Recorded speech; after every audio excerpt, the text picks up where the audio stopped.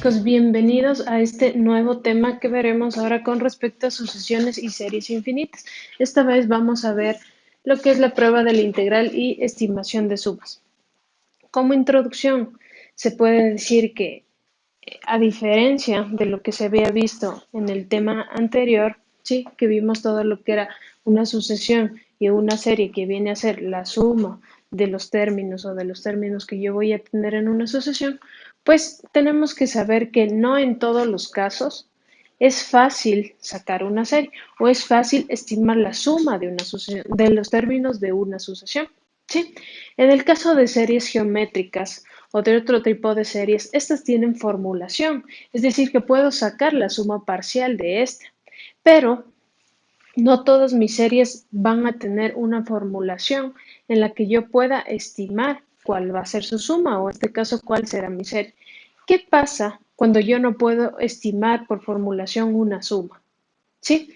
Para esto, cuando se me dificulta tener la suma parcial de una serie, puedo usar métodos a través de integrales impropias. Sí, estos métodos me permitirán acercarme a la suma parcial de una serie.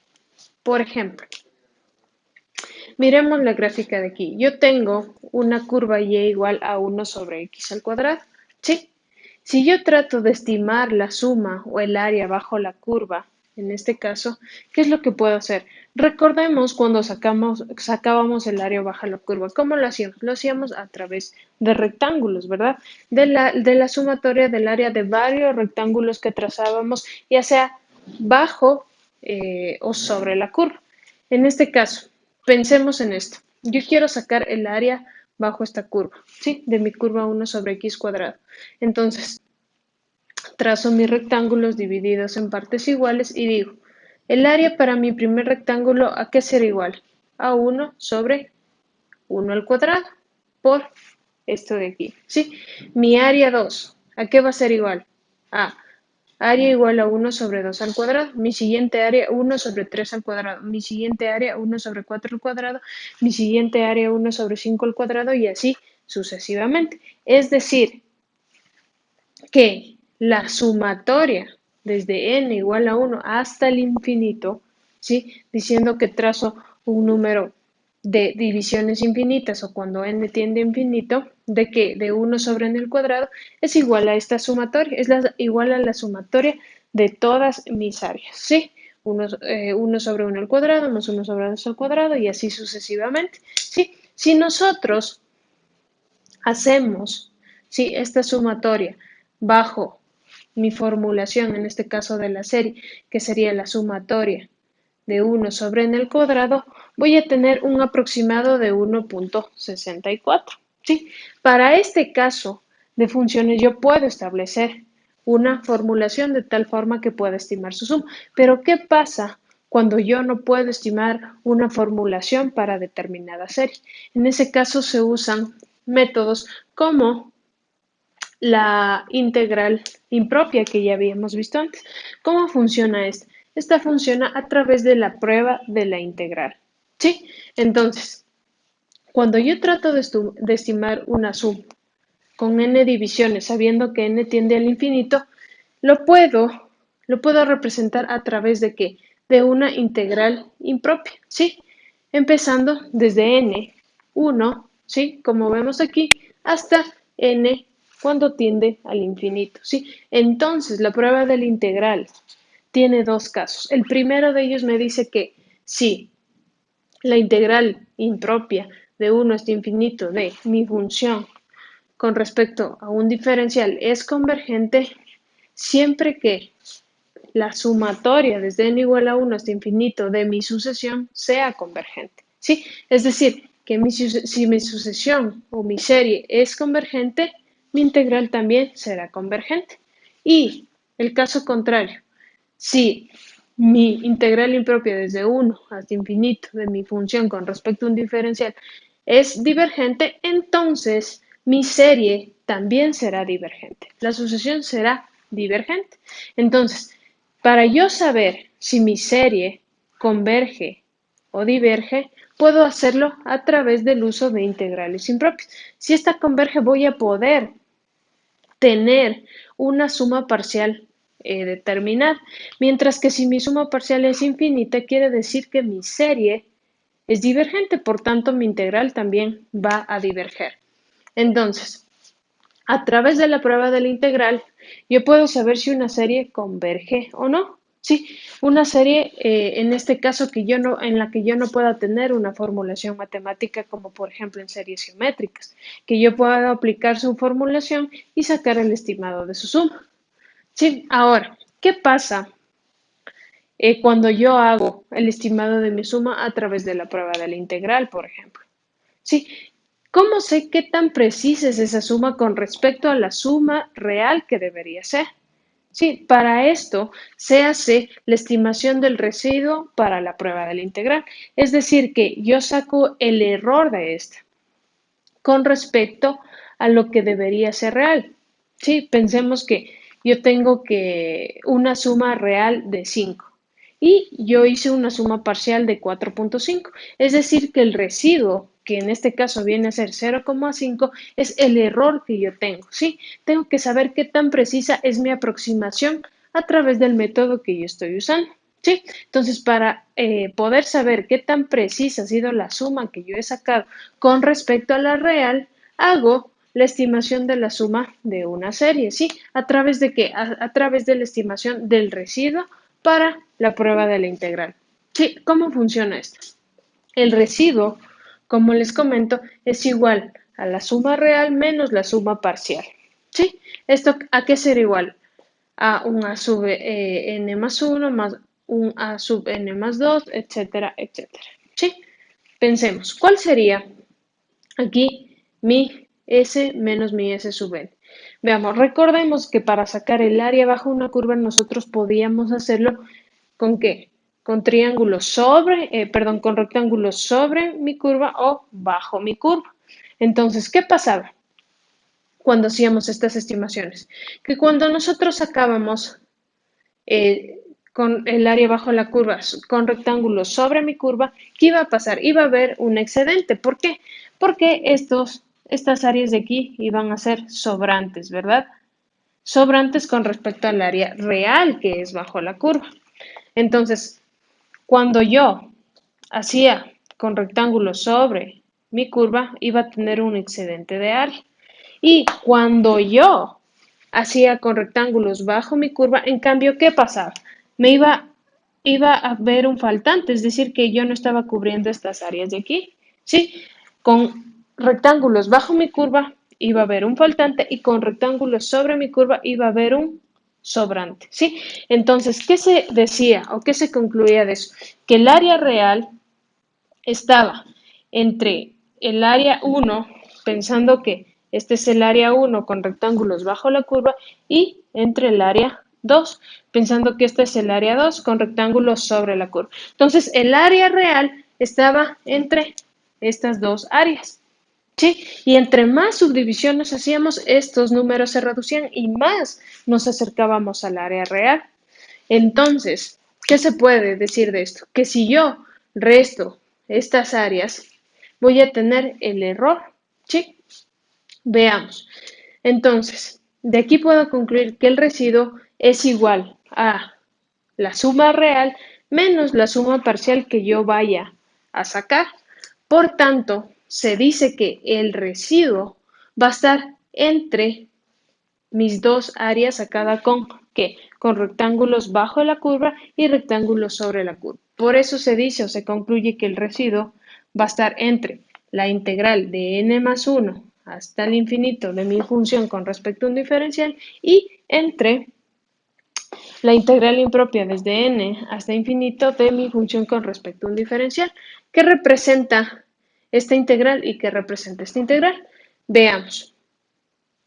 Aquí puedo ver que la integral desde n más 1 hasta infinito la puedo ver representada aquí en mis gráficas, ¿sí? Al igual que la integral desde n hasta infinito. Sí, en este caso, si yo empiezo desde n hasta infinito, miren, ¿qué voy a tener? Estoy empezando desde n, mientras que desde n más 1 hasta infinito estoy empezando desde n más 1. ¿sí? Entonces, ¿qué puedo concluir? Que esta área, se puede decir, es mayor que esta área y que mi residuo, en este caso, va a estar entre estas dos áreas, ¿sí? Al igual como cuando hacíamos la comparación con las áreas cuando empezamos a ver área bajo una curva, ¿sí? Entonces, ¿qué se puede concluir de todo esto? Que cuando yo no puedo tener una formulación de cierta serie, lo puedo hacer mediante métodos como, en este caso, el uso de integrales impropias. Entonces, ¿cómo puedo saber que mi suma no va a tender al infinito, por ejemplo, en este tipo de curvas? ¿Sí? Lo puedo hacer mediante la convergencia. Es decir, si yo uso mi integral impropia y esta es convergente, puedo saber que mi serie es convergente. Es decir, que converge a cierto punto y puedo tener una suma parcial. Mientras que si esta va al infinito, puedo decir que es divergente. Es decir, no voy a converger hacia ningún punto, no voy a tener un valor preciso. ¿Sí? ¿Y cómo voy a saber qué tan precisa es esa suma en el caso de que sea convergente? ¿Cómo sé qué tan precisa es esa suma? A través de la estimación de la suma de una serie, es decir, por la prueba de estimación del residuo para la prueba de integral. ¿Sí? Bien, muchachos, esto es todo en cuanto a la teoría. Tal vez pueda parecer un poco confuso, pero es la base para entender los ejercicios que nosotros vamos a realizar. Entonces, no se preocupen y veamos los siguientes ejercicios para poder comprender la teoría de una mejor manera. Bien, muchachos, ahora veamos la realización de ejercicios con respecto a la prueba de la integral y la estimación de sumas. ¿Sí? No olviden que estos ejercicios van a ser tomados de su deber 10 de la sección 11.3, el ejercicio 8 y 25. Veamos qué es lo que me pide en mi primer ejercicio. Me dice, mediante la prueba de la integral, determine si la serie es convergente o divergente. ¿Sí? Entonces, tengo una serie que es igual a la sumatoria desde n igual a 1 hasta el infinito de n cuadrado por el exponencial de menos n al cubo. ¿Sí? Entonces, ¿cómo hago, cómo determino si una serie es convergente o divergente? A través de la prueba de la integral. ¿Qué es lo que me decía la prueba de la integral? Que va a ser convergente si esto era igual a una integral impropia, ¿sí? Es decir, a una integral impropia desde k hasta el infinito de mi función con respecto a un diferencial. Ahora, ¿cuál será la función en este caso de mi serie? Sí, la función, si yo pongo un y o una función con respecto a x, voy a decir que esta serie tiene como función x al cuadrado por el exponencial de menos x al cubo. ¿Sí? Entonces ya tengo una función con respecto a esta serie. Bien, entonces ahora ¿qué hago? Aplicar, ¿sí? La prueba del integral que me dice que voy a usar la integral impropia en este caso desde 1 hasta más infinito de que de la función, que en este caso es x cuadrado por el exponencial de menos x cubo por el diferencial de x, ¿sí? Y esto viene a ser igual a que recordemos integrales impropias. Cuando yo tenía una integral impropia de tipo 1, es decir, en intervalos infinitos, ¿qué podía hacer con esto? Poner un límite, ¿sí? Igualar esta a un límite, al límite de una integral. Entonces digo que mi integral impropia es igual al límite cuando t tiene infinito de 1 hasta t. Sí, ahora t reemplaza a infinito. ¿Por qué? Porque t va a tender o acercarse mucho a infinito siempre que no llegue a ser este. Porque en este caso sabemos que más infinito puede ser cualquier número muy, muy grande. ¿Sí? Entonces, dicho esto, tengo el límite cuando t tiende a infinito de la integral de 1 hasta t de mi función por el diferencial de x. ¿Y qué es lo que procedo a hacer? Resolver esta integral como resolvíamos una integral impropia. Ahora bien, tengo que integrar esta función x cuadrado por el exponencial de menos x al cubo. ¿Puedo integrarlo directamente? No, ¿verdad?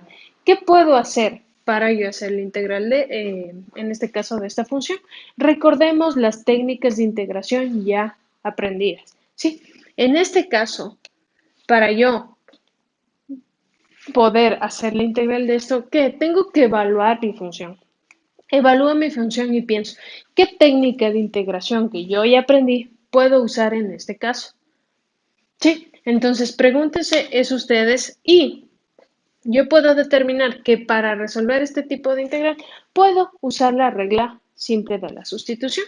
Entonces voy a usar la regla de la sustitución. ¿Qué me decía la regla de la sustitución como primer paso? Que haga el cambio de variable. Entonces voy a hacer un cambio de variable, un g de x igual a una parte de la función que yo voy a tomar aquí. Recuerden que el punto aquí es que desaparezcan o cambiar toda mi variable x por una nueva variable, ¿sí? De tal forma que yo logre simplificar mi expresión para poder integrarla más fácilmente. Ahora bien, yo voy a hacer un cambio de variable u igual a menos x al cubo. ¿Por qué hago esto? Porque yo, al derivar esta u, que ahora es igual a menos x al cubo, voy a lograr tener un x cuadrado. ¿Sí se ven? Aquí tengo un x cuadrado por el diferencial de x. Sí, entonces este x cuadrado por el diferencial de x, ¿qué viene a ser cuando yo derivo u? El diferencial de u va a ser igual a la derivada de esto, que es bajo el exponente me queda menos 3 y resto 1 del exponente x cuadrado por el diferencial de x. Si yo tomo este pedazo de aquí, x cuadrado por el diferencial de x, ya lo tengo aquí. ¿Y esto qué será igual? A menos el diferencial de u sobre 3. Por tanto, ya hice este reemplazo y ya también tengo el reemplazo de menos x cubo. Con lo que digo que ya he reemplazado toda mi variable x por, en este caso, la variable u, de tal forma que se me simplificó mi expresión anterior. Porque ahora, si esto se pone peor, no tiene sentido hacer el cambio que yo he hecho. Tengo que hacer un cambio que me simplifique mi función de tal forma que ahora yo ya pueda simplificar. ¿Sí? Entonces, habiendo hecho ya este cambio, ya tengo el reemplazo de todo esto de aquí. ¿Sí? Ya tengo el reemplazo de esto, ¿sí? Que es ahora u, y de esto y esto, que es igual a menos el diferencial de u sobre 3. ¿Qué es lo que me falta cambiar? Recordemos que tengo una integral definida. Cuando tengo una integral definida, tengo también que pensar en los límites. Tengo que hacer un cambio en los límites. Antes yo tenía, en este caso, límites con respecto a x. Ahora tengo que hacerlos con respecto al cambio de variable que he hecho, en este caso con respecto a u.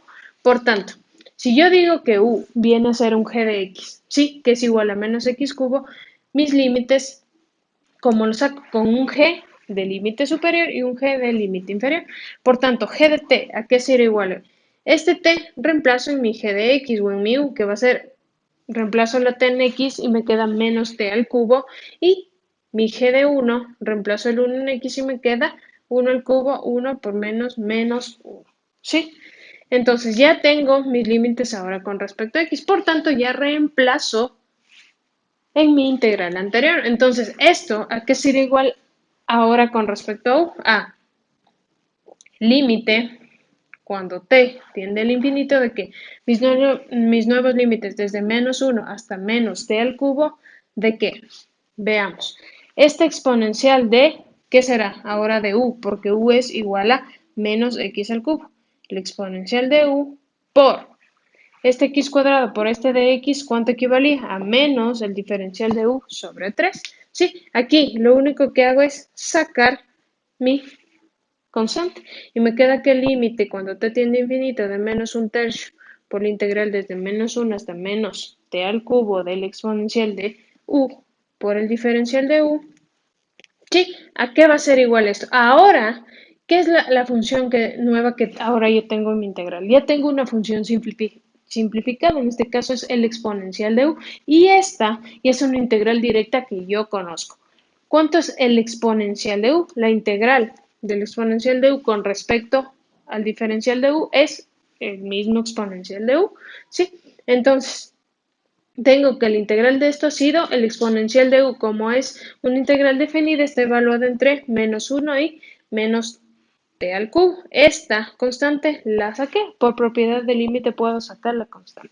¿Sí? Entonces, ahora voy a evaluar mi función integrada en el límite superior menos la función integrada en el límite inferior. ¿Sí? Entonces, ¿qué es lo que hago aquí? Menos un tercio por el límite de cuando t tiende al infinito de la función evaluada, que sería reemplazo el límite superior en u elevado a la menos t al cubo menos la función evaluada en el límite inferior, e elevado el menos 1 reemplazo en la u, e a la menos 1, ¿sí?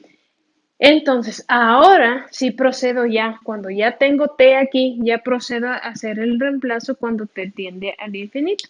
Por tanto, aplico límite. Este menos un tercio queda fuera como constante y digo menos un tercio por. Aplicando el límite. Esto sería e a la menos infinito al cubo. Por ser menos el exponente, puedo aplicar la inversa y pasarlo a positivo. Ya. Entonces me queda 1 sobre el exponencial de infinito al cubo. Infinito al cubo sigue siendo infinito, ¿sí? Y si nos damos cuenta, 1 sobre infinito es 0, ¿sí? Menos, igual, aquí el exponente sigue siendo negativo, ¿sí? Si yo le paso a la inversa, este pasa como positivo, por lo tanto me queda 1 sobre e, ¿sí? Entonces, como esto se hizo 0, ¿sí? Me queda multiplicar menos un tercio por menos 1 sobre mi exponencial. Por tanto, menos por menos más. Lo que me queda 1 por 1, 1 y 3 por e, 3e. Sí, el límite existe. Por tanto, yo concluyo que mi serie, en este caso, converge. ¿Sí?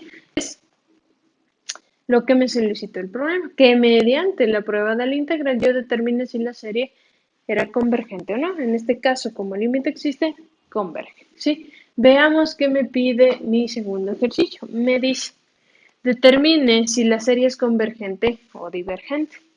Bien, entonces, ¿cuál es mi serie ahora? Tengo una serie que es igual a la sumatoria desde n igual a 1 hasta el infinito de 1 sobre n al cuadrado más n al cubo. Entonces, voy a usar la prueba de la integral, ¿sí? Para saber si esta converge o no. Bien, entonces, ¿qué es lo que hago? ¿Sí? ¿Qué es lo que necesito para hacer la prueba de la integral? Tener mi función. Entonces saco, en este caso, un f de x, ¿sí? Mi f de x va a ser igual a 1 sobre x al cuadrado más x al cubo. Sí, estoy poniendo esto en función de una variable. Esto, cuando yo vaya a hacer la integración de eso, ¿cómo lo hago?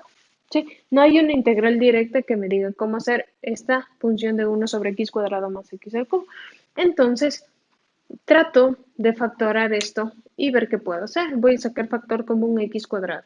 Entonces esto sería igual a 1 sobre x cuadrado por 1 más x, ¿verdad? Entonces, aún así, sigo sin saber cómo integrar esto directamente. Pues no hay cómo, ¿sí? Cuando yo tengo en mi denominador, recordemos la técnica de integración por fracciones parciales, cuando yo tengo en mi denominador más grande o con un polinomio superior al de mi numerador, puedo pensar en hacer fracciones parciales, ¿sí? O en hacer una división en el caso de que las potencias de mi numerador y denominador sean iguales. Veamos. En este caso, voy a usar la técnica de fracciones parciales, porque como tal no puedo integrar eso. Al igual que aquí, ¿qué es lo que hacíamos? ¿Qué técnica de integración usábamos? La regla de la sustitución. Aquí debo pensar qué técnica de integración puedo usar si yo no puedo integrar directamente. Entonces, debo reconocer y analizar mi función de tal forma que yo ya pueda decir, esta técnica es la que a mí me funcionaría. Sí, recuerden que habrá casos en que vayan a usar más de una técnica de integración. Veamos qué pasa aquí. Yo digo que para esto voy a usar la técnica de integración, en este caso de integración por fracciones parciales. Recordemos la técnica de integración por fracciones parciales. Digo que 1 sobre x al cuadrado por 1 más x. Veamos y démonos cuenta que para hacer esto debo ya separar en factores, es decir, debo hacer productos en el denominador. ¿Sí? Debo intentar factorar esto de tal forma que yo pueda tener algún producto notable o producto de términos. ¿Sí? Ahora, eso sí, en lo que sea posible. En este caso, pude llegar hasta eso. Entonces, veamos qué puedo hacer con ello. Recordemos todos los casos de integración por fracciones parciales. ¿Sí? Aquí, en el x cuadrado, que es en mi primer término y mi segundo término, 1 más x. ¿Qué es lo que tengo aquí en este x cuadrado? Tengo un término repetido n veces, en este caso 2 veces, ¿sí? Es como tener x por 1 más x, ¿verdad? Ahora bien, ¿qué es lo que me decía cuando yo tenía un término repetido? ¿Sí? Que lo voy a repetir n veces, en este caso 2 veces, entonces será a sobre x y voy subiendo la potencia hasta que mi potencia sea igual a n. En este caso, como n es igual a 2, voy a subir hasta que n sea igual a 2 y no olviden que en el numerador va un polinomio con grado menor al del denominador. Si este es de grado 1, este va a ser de grado 0. Es como x a la 0 es igual a 1, a por 1, a. Entonces, a sobre x más b sobre x al cuadrado. ¿Sí? Recordemos que mi polinomio aquí sigue siendo x, solo que voy elevando a la potencia hasta yo llegar a mi enésima potencia, que en este caso 2. Pero debo fijarme siempre en el grado de lo que yo tengo dentro de mi paréntesis. Si en este caso lo que tengo dentro de mi paréntesis que tiene la potencia 2, este polinomio de qué grado es? De grado 1, por tanto aquí sigo con simplemente coeficientes. ¿Sí? Ahora, si yo tuviera aquí dentro x al cuadrado más 1, pensemos, y todo esto al cuadrado, y así seguiría subiendo, este sería el término, por ejemplo, si yo tengo algo como esto. ¿Sí? Pensemos que yo tendría algo como eso. Entonces, esto, ¿a qué ser igual? A x al cuadrado más 1 por x al cuadrado más 1 por 1 más x, ¿no es cierto? Entonces aquí, ¿qué va a ser igual? X al cuadrado más 1, en este denominador va a ser x al cuadrado más 1 al cuadrado, ¿sí? ¿Y qué es lo que pongo yo aquí en el numerador? Un polinomio de grado menor al del denominador. Y el denominador es lo que está adentro del paréntesis. Entonces, si este es x al cuadrado más 1, un polinomio menor sería ax más b. ¿Sí? Y aquí, igual, aquí va a ser x al cuadrado más 1 todo al cuadrado, pero debo tomar en cuenta lo que está dentro. Entonces, aquí sería, ¿qué? Sería b sub x perdón, b por x más c. ¿Sí? Un polinomio de grado menor. ¿Sí? Ahora bien, ahora tenemos simplemente el caso de x cuadrado. Entonces repito, a sobre x más b sobre x al cuadrado. Este sigue siendo b porque toma en cuenta el polinomio que está dentro de mi paréntesis, que es x. Entonces un grado menor sería x a la 0, que es 1. Entonces b por 1 es b. ¿Sí? Más c sobre mi otro término, que en este caso es 1 más x. ¿Sí? 1 más x. Bien. Ahora, ¿qué es lo que hago? Sacar mínimo común múltiplo. Mínimo común múltiplo va a ser igual a x al cuadrado por 1 más x. Como a cada lado de mi ecuación mis denominadores son iguales, las puedo simplificar y una vez operado, sí, sacado ya el mínimo y hecho la sumatoria para hacer esto una sola fracción, me queda que 1 va a ser igual a, ya sacado factor común, ¿sí? 1 va a ser igual a a más c, todo esto por x al cuadrado más a más b, todo esto por x más b. Sí, ahora empiezo a igualar los coeficientes de cada lado de mi expresión. Aquí es como tener 0x cuadrado más 0x más 1, ¿verdad? Entonces, los coeficientes de x al cuadrado igual con los coeficientes de x al cuadrado de este lado. A más c va a ser igual a 0, ¿sí? A más b, que está con x, va a ser igual a 0 también. Y b, que es el término independiente, en este caso es igual a 1, ¿sí? Tengo tres incógnitas a, b, c, por tanto, tres ecuaciones, ¿sí? Entonces, a través de este b, si este b es igual a 1, aquí yo reemplazo y a será igual a menos 1. Si este a yo reemplazo aquí, c va a ser igual a 1. ¿Sí?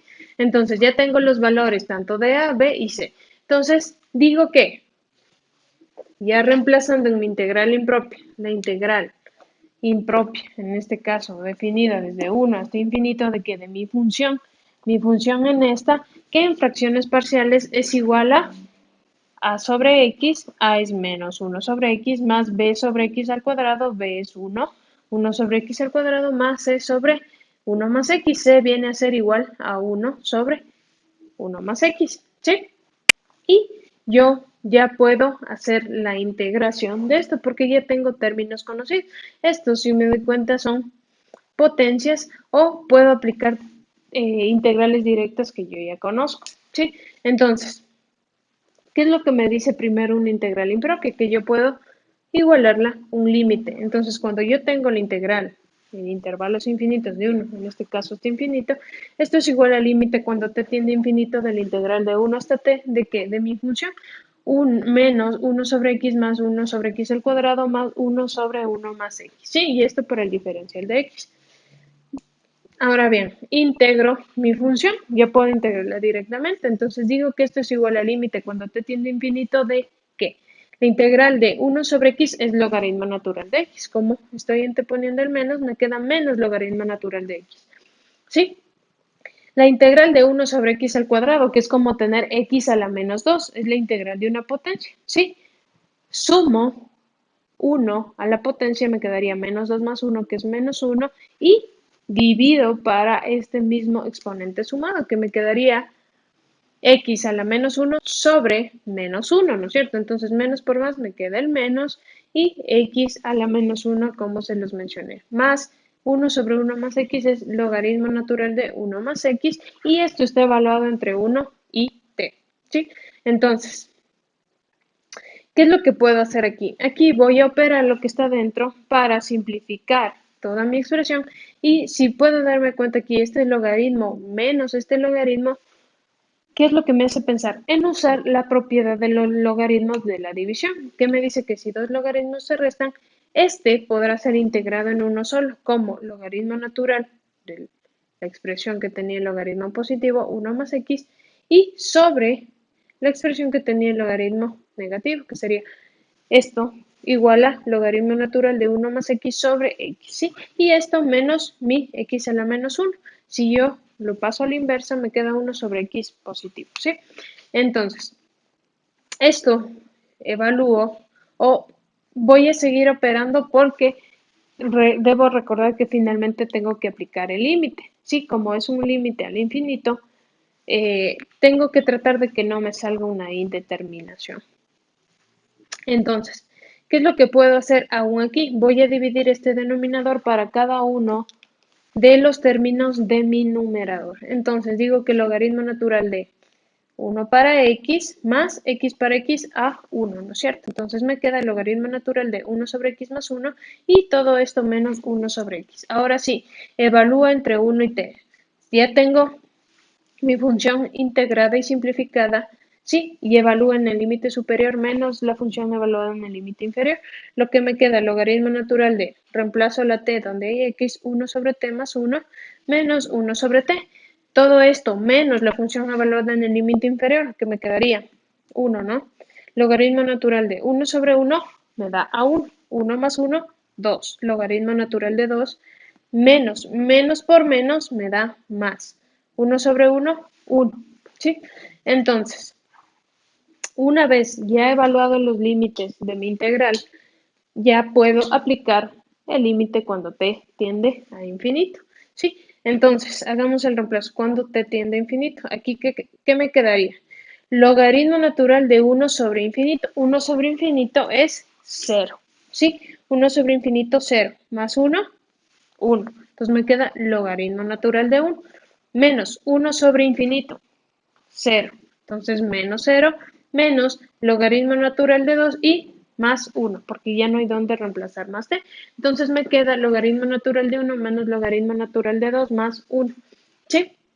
Entonces yo sé que el logaritmo natural de 1 es 0. ¿Sí? Por tanto, tengo que mi respuesta final y total ha sido igual a 1 menos logaritmo natural de 2. ¿Esto qué quiere decir? Que el límite existe, por tanto, mi serie converge.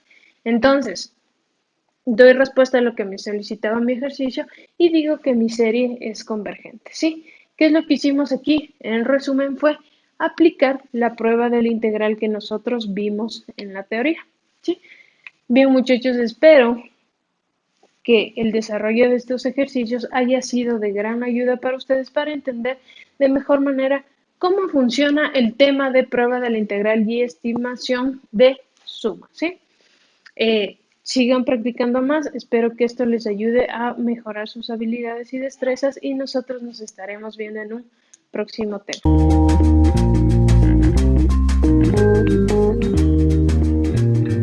So